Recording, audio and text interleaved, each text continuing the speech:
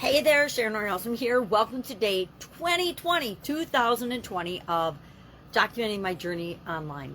Started out documenting it. It's called What's She Up To Now because I just needed to find a way to daily log and journal what I'm doing, what I'm working on, what's working, what's not working, things like that. When I first started out transitioning from the brick and mortar corporate world of business to the online world of business. And then I started, as I was moving and other things were going on in my business and my life, sharing an idiom every day in my Supersize Your Business group. And I share it, I look up the meaning, I find the etymology if it's available. A lot of them it's not a lot. It's probably a really small percentage it's not, but every time I hit one, it's like a snag. It kind of eats away at me like, wow, how come in this day and age with all the information we can't track down to when a saying pretty much originated or who used it first. And I get it, a lot of information before the internet wasn't well documented or categorized or cataloged or anything. So it makes sense, even though I find it frustrating.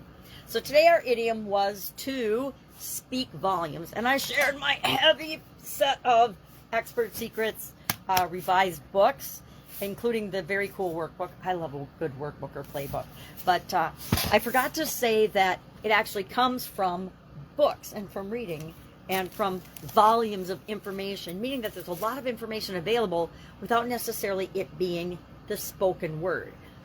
And we talked about in this year's annual challenge, to Get Your Goals annual challenge, we're focusing on communication this month, 12 different modes of communication. And we rated ourselves, or are rating ourselves today as our action item, on how do we rate ourselves on each of these areas, and then what would we like it to be? I guess long-term or moving forward, what would we like it to be? And I shared mine, shared all my ratings, and then what I would like them to be, and a couple of, reasons and editorializing of why I want them to be that way. And things like mass communication, I don't really necessarily care if I'm ever a great mass communicator. It's not something that I've ever aspired to do. So I guess I did want to be in journalism. I went to school for journalism originally out of high school, but that didn't last but 6 months, and I had switched to pre-med and biology, and then I switched from that to 5 or 6 other things before I landed on engineering.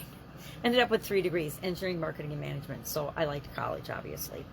So that was our action item today. I've decided I should be keeping it simpler on weekends. If I'm asking somebody and myself to do something every single day, I really want it to be a small thing on some days, especially days that we're really, really busy.